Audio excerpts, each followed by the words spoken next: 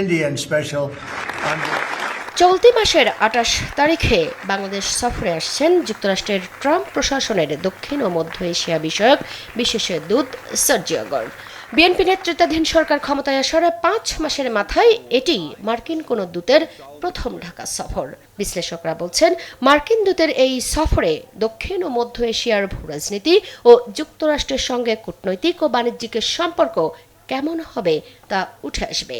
এছাড়াও আলোচনায় থাকবে গেল বছর সই হওয়া ঢাকা ওয়াশিংটনের মধ্যে বাণিজ্য চুক্তির বিষয়টিও। প্রধানমন্ত্রীর চীন সফর এটাই হলো বড়, এবং চীন সফরে তো এমওইউ আছে একাধিক। আর একটা দিক যেটা খুবই গুরুত্বপূর্ণ সেটা হলো Bangladesh Myanmar China economic corridor. আমি মনে করি যে যুক্তরাষ্ট্র স্বাভাবিকভাবে জানতে চাইবে কিভাবে তারা এটাকে ইমপ্লিমেন্ট করবে ইত্যাদি, কারণ সেখানে একটা জটিলতা কিছুটা রয়ে গেছে। সেটা হলো আমাদের নির্বাচনে 3 দিন আগে যেহেতু যুক্তরাষ্ট্রের সাথে একটা অ্যাগ্রিমেন্ট করা হয়েছে, সেই অ্যাগ্রিমেন্টটা কি হবে, সেটা কি আস্তে আস্তে মানে সরে যাবে নাকি আবার রিভিজিট হবে। দক্ষিণ ও মধ্য এশিয়া বিষয়ক বিশেষ দূতের দায়িত্ব পালন ছাড়াও এই কূটনীতিক ভারতের মার্কিন রাষ্ট্রদূত হিসেবেও দায়িত্ব পালন করছেন। সফরে বাংলাদেশ ও ভারতের সম্পর্কের বিষয়েও বার্তা থাকতে পারে। সামগ্রিকভাবে দেশে গণতন্ত্র প্রতিষ্ঠা এবং অর্থনৈতিক স্থিতিশীলতা নিয়ে আসা, রাজনৈতিক অস্থিরতা কমানো, এই বিষয়গুলি আলাপ আলোচনায় অবশ্যই আসবে।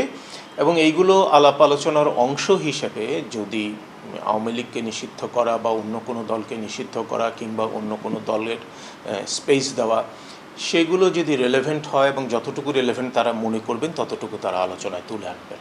তিনি আসলে শুধুমাত্র যে যুক্তরাষ্ট্রের দূত তা না, তিনি সম্ভবত ভারতেরও একটা দূতের দায়িত্ব পালন করবেন। ভারতের দিকটাও হয়তো এখানে আলাপ আলোচনায় আনতে পারেন। ভারতের সঙ্গে আমাদের সম্পর্কের যে সমস্ত জায়গায় বৈরিতা রয়ে গেছে সেই সমস্ত বিষয়ও হয়তো এখানে উঠে আসবে।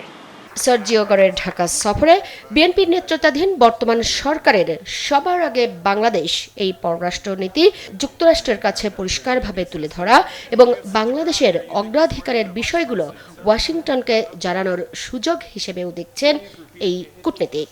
যুক্তরাষ্ট্র স্বাভাবিকভাবেই চাইবে যে বাংলাদেশের পররাষ্ট্রনীতি এবং অন্যান্য রাষ্ট্রীয় নীতিগুলো এরকম হোক যাতে যুক্তরাষ্ট্রের নীতির সঙ্গে সেগুলো একটু অ্যালাইনড হয়।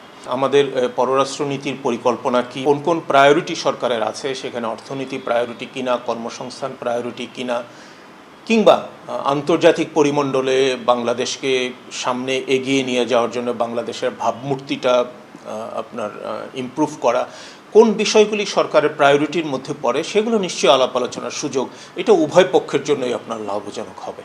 সফরে সার্জিও গর্ড প্রধানমন্ত্রী তারেক রহমানের সঙ্গে বৈঠক করবেন। এছাড়াও পররাষ্ট্রমন্ত্রী খলিলুর রহমান ও বিভিন্ন রাজনৈতিক দলের প্রতিনিধিদের সঙ্গেও বৈঠক করার কথা রয়েছে। যেতে পারেন কক্সবাজারের রোহিঙ্গা শিবির পরিদর্শনেও। মুক্তা মাহমুদ, দেশ টিভি, ঢাকা।